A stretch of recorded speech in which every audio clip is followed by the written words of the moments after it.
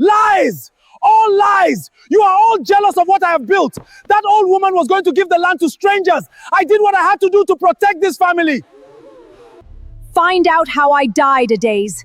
Find out what your father did to me. Her husband was dying. Her baby was dying. Her business had burned to ashes. And Adaeze had no idea why until her dead grandmother appeared at the foot of her bed. Find out how I died, Adaeze. Find out what your father did to me. Until the truth is revealed, everyone you love will suffer.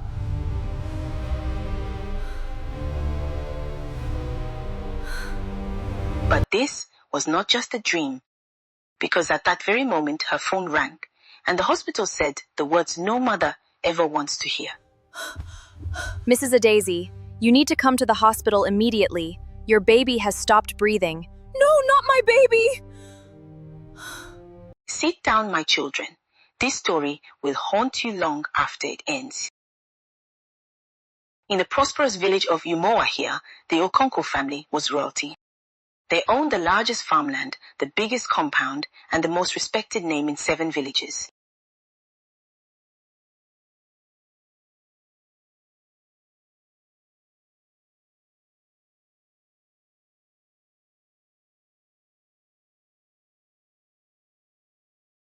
This necklace belonged to my grandmother and her grandmother before her.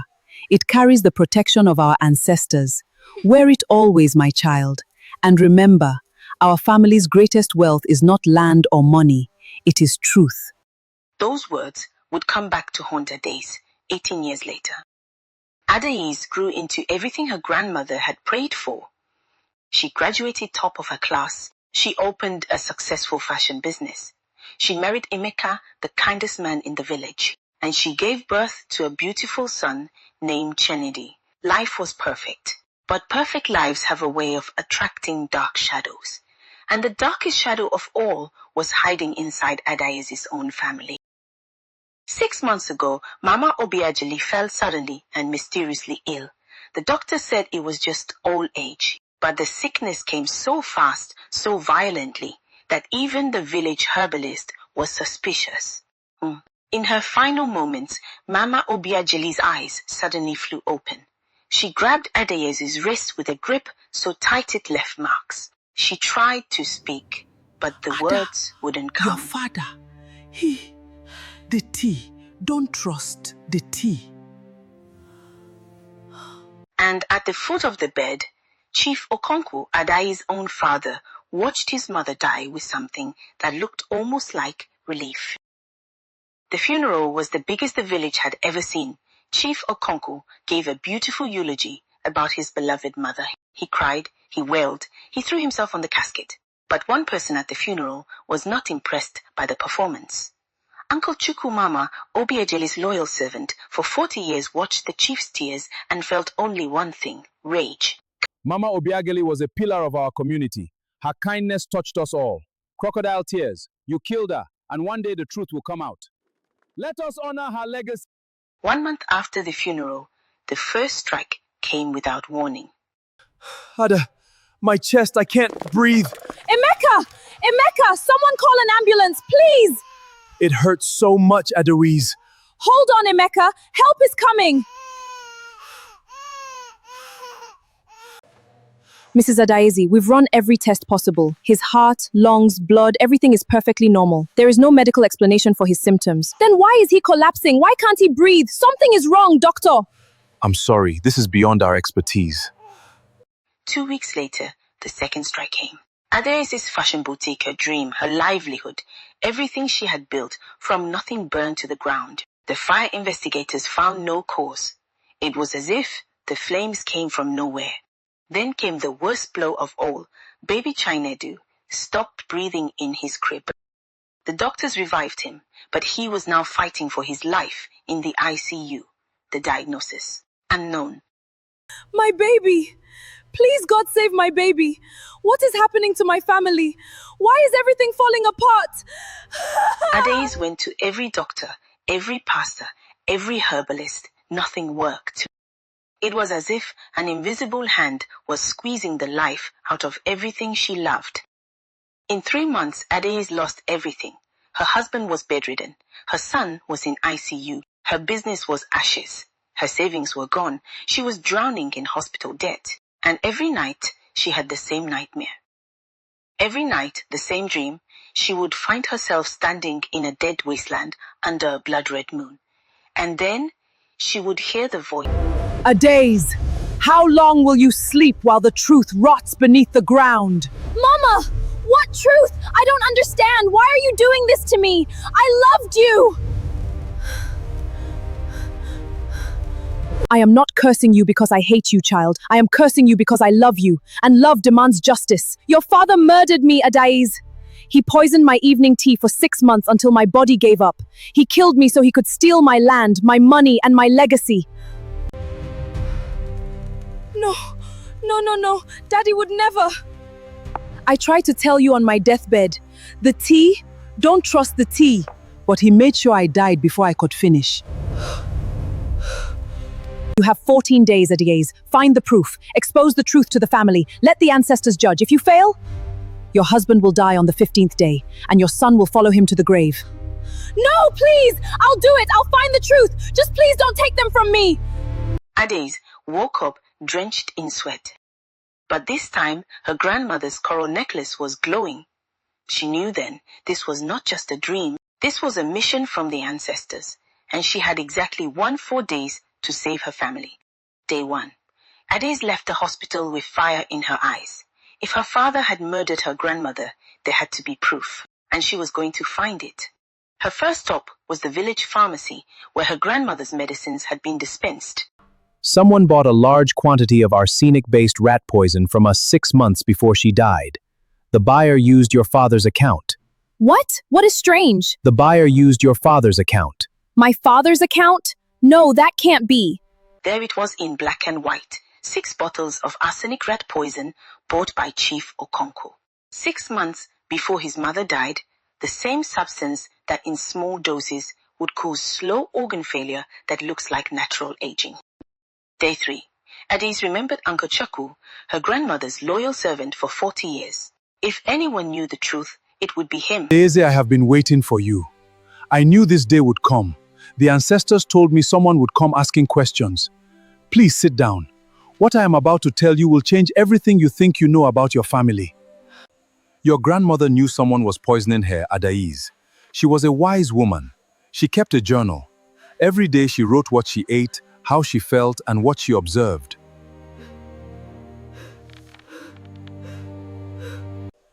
Day 45. The tea Okonkwo brings me every evening makes me feel worse the next morning.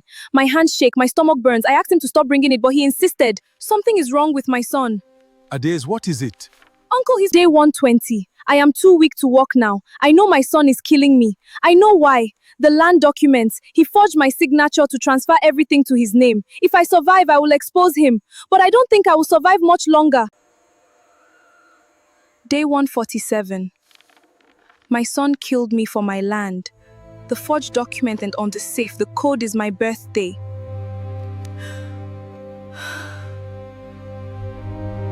My father, my own father, killed the woman I loved most in this world. For money, for land. And that's not all, my child. Your mother knew, your Auntie Ifeoma knew, the whole family knew, and they all kept silent. Hello, Auntie. Praying for forgiveness? Adaeze, what are you? How did you? I know everything, Auntie. I have grandmother's journal. I have the pharmacy records. I know Daddy killed her. And I know you knew. I wanted to tell someone. Every day for 40 years, this secret has been eating me alive. But your father threatened me. He said if I ever spoke, he would destroy me too. What else do you know, Auntie? Tell me everything. In that moment, Adaeze's world shattered into a million pieces. Her father, the man she had admired her whole life, the chief everyone respected, was not just a murderer. He was a serial murderer. He had killed both his parents for land and money. Day 7. Half her time was gone. Emeka was getting weaker. Baby Chinedu was barely hanging on. Adaeze needed the forged land documents from her father's safe. Without them, it was just her word against a powerful chief. Grandmother's birthday, the code she gave in the journal. Adaeze entered the numbers with trembling hands, and the safe clicked open. Inside the safe, Adaeze found everything: forged land documents with her grandmother's clearly faked signature, small bottles of unmarked white powder, bundles of stolen cash, and the most chilling thing of all, a photograph of both her grandparents with a red X drawn over each of their faces. What are you doing in my office, Adaeze? Finding the truth, father. The truth about how you murdered your own mother. Give me those papers, now! No. Do you know what I did to the last person who tried to expose me? You cannot escape me, Adaeze. But as Chief Okonkwo reached for his daughter, something he never expected happened. The coral necklace around Adaeze's neck, the one her grandmother had given her, began to glow with blinding ancestral light. Touch her, and you will join me in the grave tonight, Okonkwo. What is happening? What is that light? It's my mother! She has come back! I am calling a family meeting tomorrow, father. The entire family. The village chief, the elders, everyone. You can either come willingly, or the ancestors will drag you there. Day 10. 4 days before the deadline, the entire Okonkwo family gathered in the compound under the ancient Iroko tree. Cousins, aunts, uncles, the village chief, and his elders, everyone was there. The tension was thick enough to cut with a knife. Adaeze stood before her family and began laying out the evidence, piece by devastating piece. Family, elders, chief. I stand before you today not as Chief Okonkwo's daughter. I stand here as the voice of a woman who was silenced. My grandmother, Mama Obiageli, did not die of old age. She was murdered. And the man who murdered her... This is ridiculous. My own daughter is mentally unwell. She is hallucinating from stress. Are we going to listen to a crazy woman? Then explain this, father. Grandmother's handwriting, her own words, describing how you brought her tea every evening, how she got sicker with every cup. That journal is a fake. She's fabricated. And this, your signature on the pharmacy register, 6 bottles of arsenic rat poison, bought on your... Lount! You forged it! The truth is out. And this, found in his safe, a photograph of both my grandparents, with an X marked over each of their faces. He didn't just kill grandmother, he killed grandfather too, 15 years earlier, for the same reason, land. I served Mama Obiageli for 40 years. I watched her build this family from nothing. I watched her plant every tree in this compound with her own hands. And I watched her son poison her evening tea night after night until her body could take no more. Yes! My brother told me if I ever spoke about what he did, he would kill me too. For 40 years, I have lived in terror. I couldn't eat, I couldn't sleep, I couldn't look at my mother's photograph without crying. But I will not be silent anymore. Everything Adaeze has said is true. Lies! All lies! You are all jealous of what I have built. That old woman was going to give the land to strangers. I did what I had to do to protect this family. And there it was, in front of the entire family, the village chief and the council of elders. Chief Okonkwo had just confessed to murder with his own mouth. Adaeze, please forgive me. I knew what your father did. I knew from the beginning. He threatened to kill me too if I spoke. I was afraid. Please, my daughter, please. You watched grandmother die, Mama. You watched her suffer for 6 months. You watched her beg for help. And you said nothing. And then the ancestors responded. The sky went dark in the middle of the afternoon. The ancient Iroko tree, the tree Mama Obiageli had planted with her own hands 50 years ago, began to glow. Mama Obiageli's spirit emerged from the ancient tree, but she was not alone. Behind her stood the spirits of the Okonkwo ancestors, going back 7 generations. They had come for judgment. Okonkwo, come. Stand before the answers you have offended. You poisoned your own father for his land. Then you poisoned your own mother for the rest. You forged documents. You threatened witnesses. You lived in luxury built on blood. And when your crimes began to surface, you were willing to let your own daughter suffer. You watched her husband dying. You watched her baby fighting for life. And you still refused to. I gave you life, Okonkwo. I fed you from my own breast. I walked my hands raw to give you education. I built this compound so you would have a home. And you repaid me with poison. The ancestors have seen enough. The punishment is decided. First, all land, property, and wealth stolen through murder shall be returned to the family trust and divided justly among all descendants. Second, Okonkwo is stripped of his chieftaincy title. He is no longer a chief. Third, you will wander as an outcast, haunted by the spirits of those you wronged. He is no longer respected. He will spend the rest of his days as the lowest member of this community. And now, my beloved Adaeze, come to me.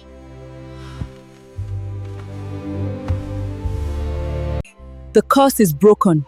Your husband will rise from his bed tonight. Your son will breathe freely tonight. Your blessings will return tenfold. Not because you are perfect, but because you had the courage to seek the truth. That very night, just as the grandmother's spirit promised, Emeka opened his eyes. His vitals normalized within minutes. The doctors called it a miracle, but Adaeze knew it was something far more powerful than medicine. And in the pediatric ICU, baby Chenidu's lungs filled with air, and he cried the strongest, most beautiful cry any nurse had ever heard. He was healed.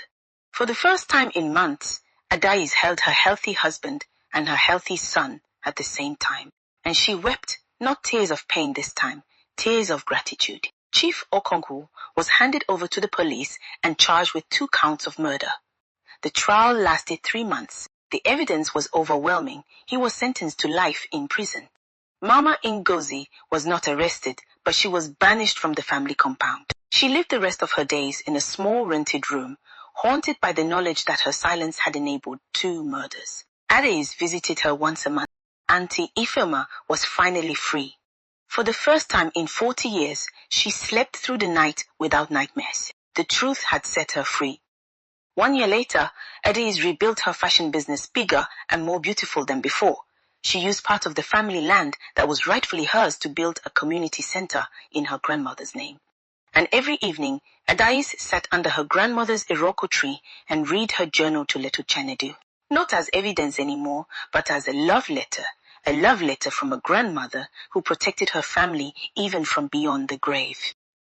You did it, my child. The truth is free. The ancestors are at peace and I can finally rest. I miss you, Mama, every day. I never left you, Adaeze. I am in the coral necklace around your neck and Reinording. And finally rest. And with the final touch of the necklace that had been passed down through generations, Mama Obiajeli's spirit faded into the light, at peace, at last. And so ends the tale of the grandmother who cursed from the grave, "My children, sit still and hear me well. For the lessons of this story are many." First, murder will always be exposed. You may hide your sins for a day, a year, or even 40 years. But the truth is like water, it always finds a way through the cracks. Second, silence is not always peace. Sometimes keeping quiet makes you a partner in the crime. Mama Ngozi stayed silent to protect herself, but her silence nearly cost her granddaughter's husband and baby their lives. Third, the love of a grandmother is the most powerful force in the spiritual world. Even death cannot stop a grandmother from protecting her grandchildren. Fourth, greed destroys families faster than any curse. Chief Okonkwo had everything love, family, respect. But greed for land and money turned him into a monster. And finally, when life is falling apart around you and you don't know why, look deeper. Sometimes the answer is hidden in your own family. Sometimes the curse is not from your enemies, but from the truth you have been running from. Good night, my teammates. If this story touched your heart, please hit the subscribe button and join my YouTube channel